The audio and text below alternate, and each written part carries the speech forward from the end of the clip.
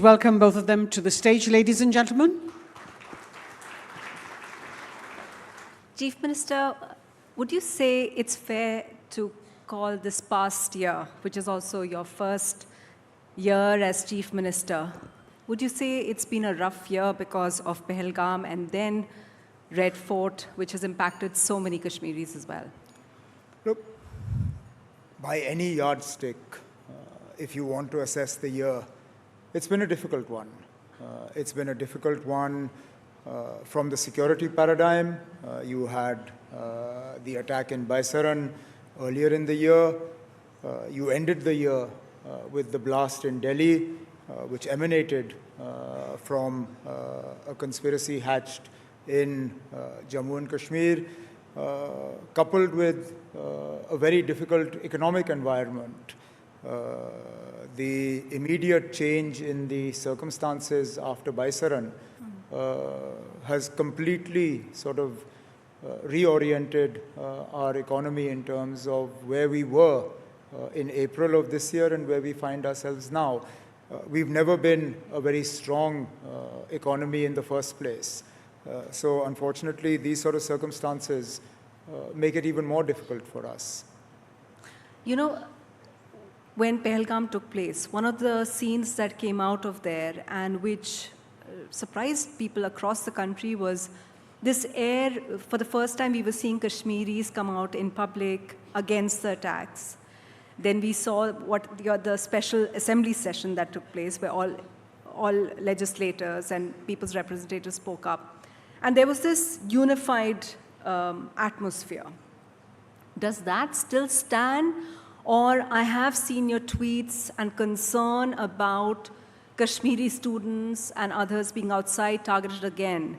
Has that unified air, which we saw, this feeling of unity that we saw post-Pahalgam, has that been disrupted? Are Kashmiris more accepting of violence today? No. They are as disturbed by what happened in Pahalgam as they are by what happened in Delhi. Do they make that feeling more public? Perhaps not.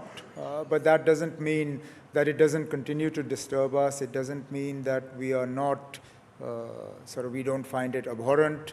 We continue to. That said, we are also equally concerned when an attempt is made to paint the entire community with one brush. As I've said time and again, after particularly the Delhi blast, not all Kashmiri Muslims are terrorists. Not all Kashmiri Muslims support terrorism. In fact, they are a minuscule minority that do. The overwhelming majority of people are the ones you saw out on the streets after the attack in Baisaran. They are the ones who are in colleges and universities in different parts of the country.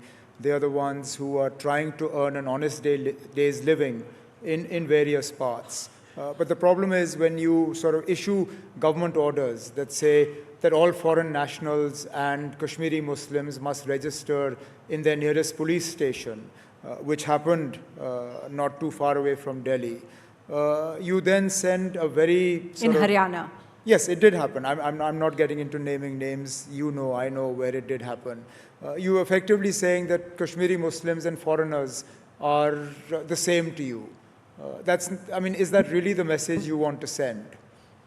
So did you call up? I know that, did you call up the Chief Minister? We took it up. We took it up, but by then the damage was done. Look, what did they say? You can't get people to forget these sort of orders. No, but Chief Minister, what did they say? When you called them up and you said, this is not on.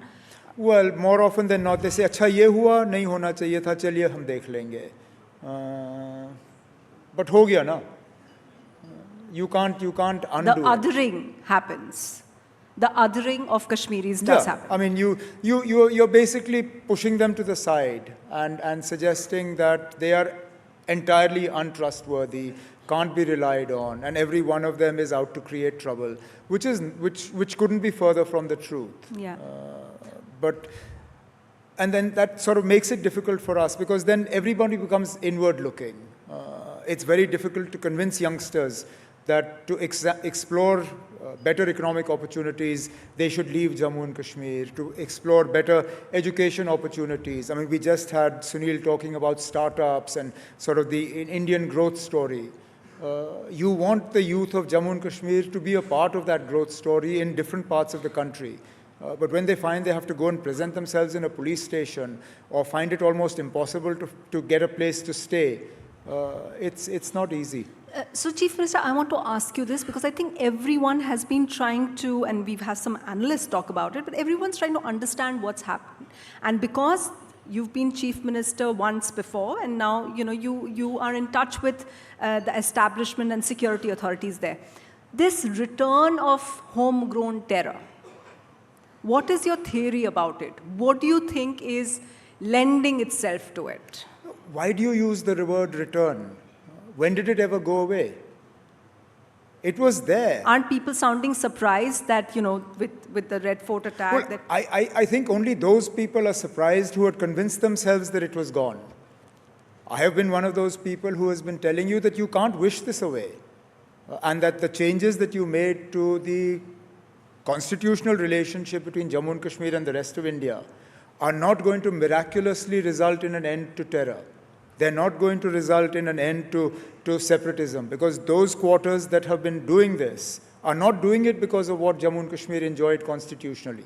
They're doing it for entirely different reasons. So those of you who convinced themselves that 5th August 2019 was some miraculous cure to all of J&K's problems, I think you're the ones who are surprised. I'm not. I'm actually surprised that it took this long for the rest of you to realize that perhaps things are not as great as was sold to the rest of the country. Well, let me put it like this. Do you feel that there is going to be an uptick in it? Look, I'm not going to get into that. I'm hoping that it won't. I'm hoping that what happened in Baisaran and subsequently what has happened in Delhi was a sufficient wake-up call, that we will realize the gravity of what we're dealing with. I think also Rahul alluded to it in his conversation with Dr. Jaishankar. We now have drawn a line in the sand vis-a-vis how we will react to future attacks. That makes it even more sort of pressing on us to ensure that an attack like this doesn't happen again. Because we have effectively said that an attack of this nature will be considered an act of war. I think the only saving grace where the Delhi bomb blast was concerned is that there was no external hand visible. I mean, invisibly there must have been. But unlike Pahalgam, where all the perpetrators were from outside of Kashmir, in this case, I think that gave Government of India a little bit of a cushion that they didn't have to enact what I think we can safely call the Modi doctrine on internal security. Mr. Abdullah, I'm sorry to just stress on this again, but is there something that the administration can proactively do to lessen or counter this homegrown terror? Well, I think first and foremost, you can't operate governments in silos. You cannot have an elected government that is completely removed from any security-related decisions. Right. How do you expect a proper flow of information if the elected representatives play no part whatsoever in decisions affecting the security? Look, I have been on both sides of this prism. You pointed out, and I'm probably unique in that respect in this country. I'm the only chief minister who has governed both a state and a union territory. Yeah. And I can tell you without fear of contradiction that the union territory model does not work. Can you, for our audience members, give them an instance which makes it very clear? Like, what would sound like unimaginable for us that the chief minister doesn't know about security, which happens with you all the time? Give us an instance. Well, I read about the Delhi blasts in the newspaper. What do you mean? I do not know who carried out those attacks, what was the reason behind them, what was the intelligence that was available to us, how the investigation is proceeding. I learned of the Delhi blast the way you learned of the Delhi blast. I picked up my phone because I got a tweet telling me that the blast in Delhi had taken place. So you're telling me that in your first term as chief minister, what would have and should happen according to you is? What would have happened is the Director General of Police would have called me up and told me that this is what has happened. In fact, even before that, the Director General of Police and the in charge of the J&K Police CID cell would have kept me informed of the way in which the investigation was proceeding. What happened in Delhi wasn't sort of the beginning of a process. It was actually in some ways the culmination of one. It started as a result of an investigation into posters, separatist posters, that were being planted or pasted in some parts of Srinagar. That's how they tracked down the doctor and others. And, you know, it's actually strange how these things happen. Since I'm not privy to security-related information, what I hear is sort of word of mouth. I have no hesitation in sharing it. We actually learnt of this plot because a young boy jilted a young girl. They were seeing each other, and the boy left the girl. And the girl obviously felt unhappy, upset. So she went to the police and complained about this boy, saying, you know those posters you're talking about? This boy was the one who was pasting those posters. The girl went and told on the boy because he had left her. And when the police picked up the boy, he said, well, hang on, I'm not alone. This Maulvi, he's also part of this. So the police went to the Maulvi. When they picked up the Maulvi, then the Maulvi said, well, hang on, I'm not alone in this. This doctor is involved in this. And that's how they reached the doctor, and that's how then they were tracking this doctor when the blast in Delhi happened. But these are the sort of things that ordinarily any other chief minister would be officially hearing about. I hear this because it's sort of chatter on the streets. So even then, when they were trying to track one after the other, even then you weren't... Like I told you, I learnt about the Delhi blast the same time. Well, you probably learnt about them earlier because you operate in a newsroom. I learnt about them when everybody else here did because their phones probably beeped, and that's how they heard. And this is the state or the territory that I am responsible for. Well, that's revelatory. I have to ask you, it seems like a perfect segue. The finance minister was here in the morning. She praised you. Well, very kind of her. Now, the next part to that will be, then, ma'am, please show me the money, because that's in extremely short supply. But no, very kind of her. And in all honesty, Government of India has been very helpful in all other respects except one, but we'll get to that, I'm sure. When you say Government of India has been very helpful, does that get you into... I'm assuming it gets you into trouble with some of your constituents. It does. It does. But look, I'm very happy to own the decisions I take. Good, bad, ugly. I have never shied away from taking responsibility for what I've done. And therefore, if I have pivoted my government or my politics to ensure a good working relationship with the Government of India, I own that. And I will own the consequences of it. I think it's important to understand that a good working relationship with the Government of India doesn't mean that I'm in alliance with the BJP. I don't see eye to eye with the BJP. I will continue to oppose the politics of the BJP. But at the same time, I will seek to work with the Government of India as best possible. And have you achieved that? I think it's a tricky balancing act that you have to do, that you have to get along with, are you getting along well with the LG, and yet keep up your strident demands for statehood. I mean, you began our interview by talking and reiterating why you need statehood. So how tricky is that balancing act? The relationship with the Honorable Lieutenant Governor is work in progress. That's polite. And we'll leave it at that. Okay. I just wanted to, and I'm only asking you this, Chief Minister, because as you talk to the community, you talk to whatever. I just wanted to understand that, there seems to be a churn, and I will talk about the Bihar elections after that. But there seems to be a churn in the Muslim community. You talked about Muslim students, Kashmiri students. Everyone thought of them as a monolith, right? And they vote a certain way. I think the Bihar elections kind of completely changed that idea because a huge chunk of them voted for AIMIM. Would you think, and I ask you this as just someone who's seen elections, knows how they work, what's happening in the community? Do they feel let down by the legacy parties? Because before, the impression among election observers like us was that, the community is very smart, they will go for the secular party, whoever seems to be the winning. But now it seems like all kinds of things are happening. Well, I think the Muslim voter has very clearly said that you can't take us for granted. That we want somebody who will espouse our cause for the entire period of 5 years, and not just for 5 months leading up to the elections.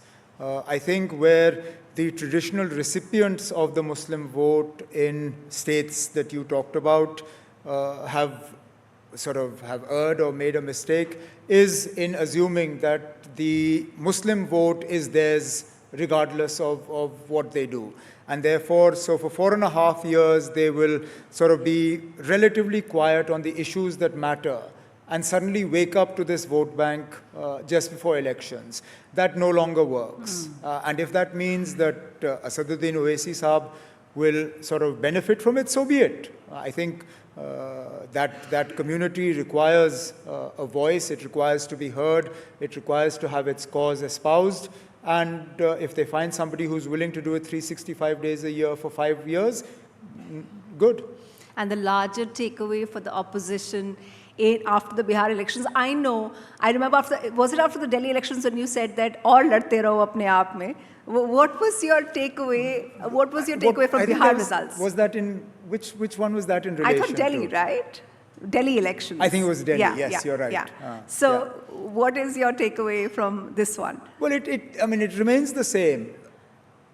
Either we are a bloc, the India bloc, in which case decisions should by and large be taken together, or we're not. Look at Bihar. You consciously push one constituent of the India bloc out. Sure, his party isn't across Bihar, but the JMM had a presence there. Yeah. You chose to exclude him from the seat-sharing arrangement. Now, hypothetically speaking, if tomorrow he were to up and leave, yes, who's at fault?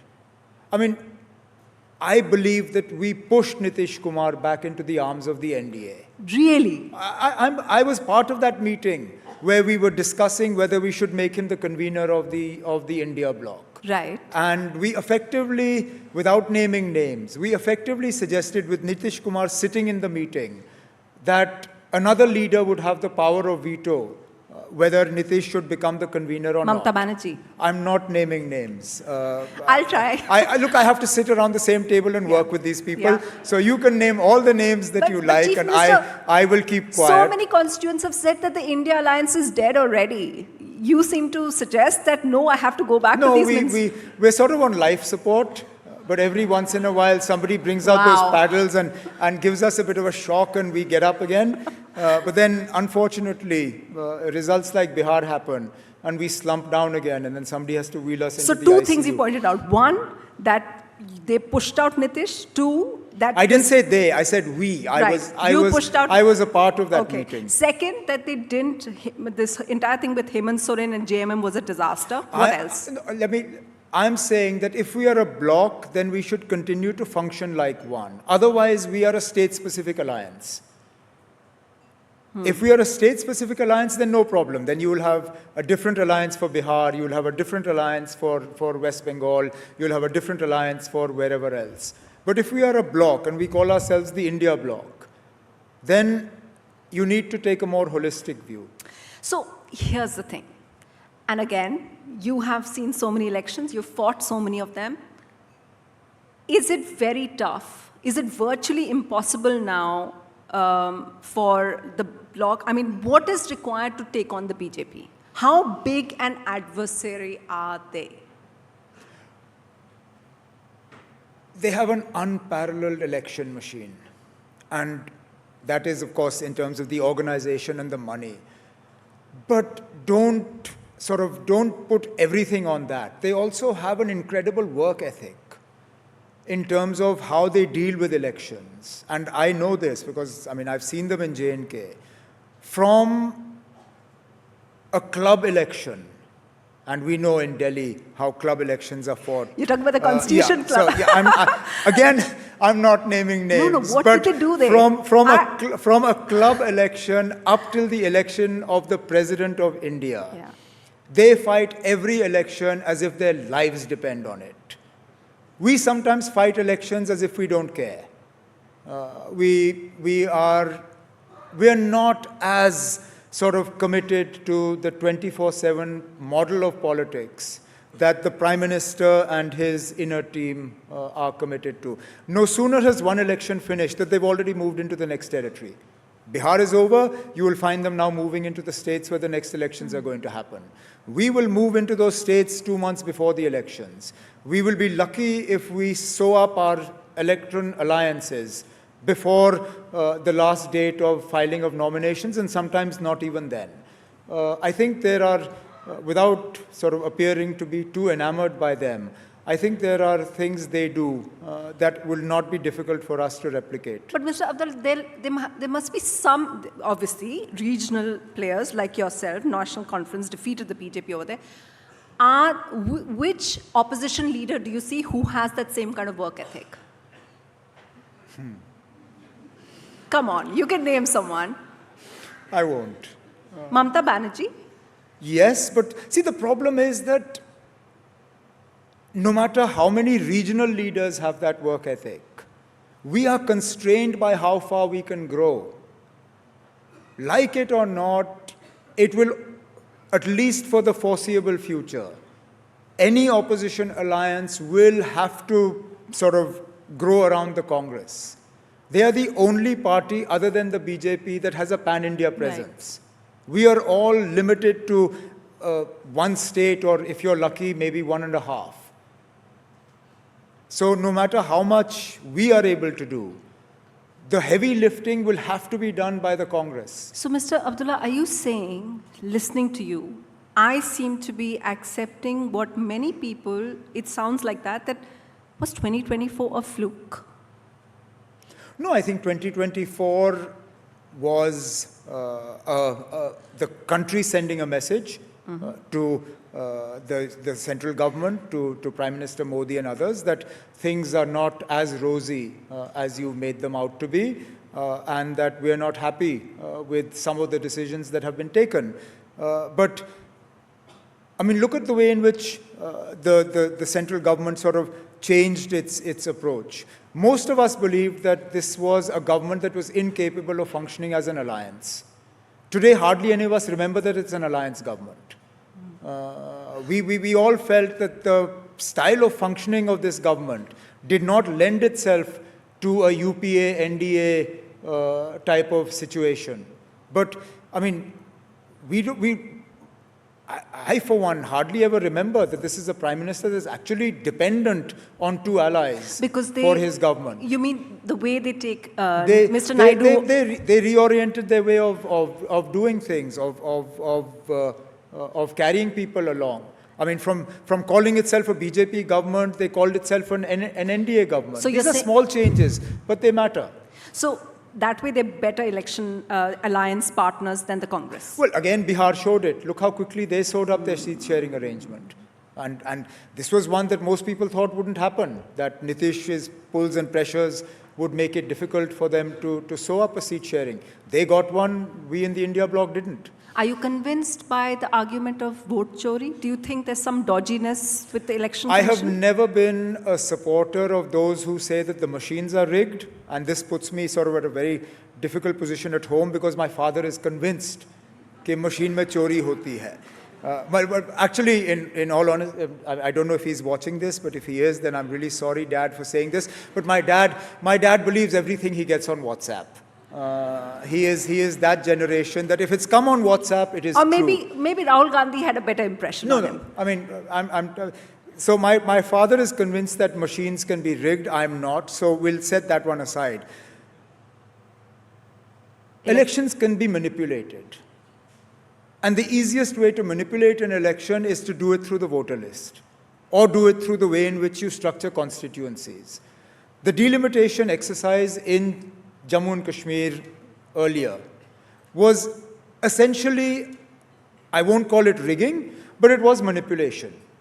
You created 7 new constituencies. All those constituencies were designed to benefit one party and its one ally.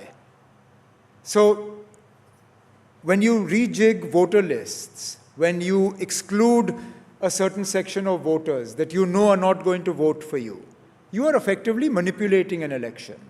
So that's why I think some of us have reservations about this process of this special intensive revision. Do it transparently, do it fairly, we have no problem. Bogus voters, do away with it. But if you're doing it to benefit a particular political party or outfit, then there will be questions. But do you think that manipulation, which you said it can be open, do you think it played a role in Bihar? I don't know Bihar well enough. And I think the way in the overwhelming majority that Nitish Kumar got, you don't get just by manipulation. The way in which people came out and voted, you don't get that just because you excluded a handful of people from votes. I think some of the issues on which the election was fought perhaps needed to be tinkered around with. Chief Minister, I have so many more questions, but I think our time is up. So thank you. Thank you so much for being so candid. Thank you.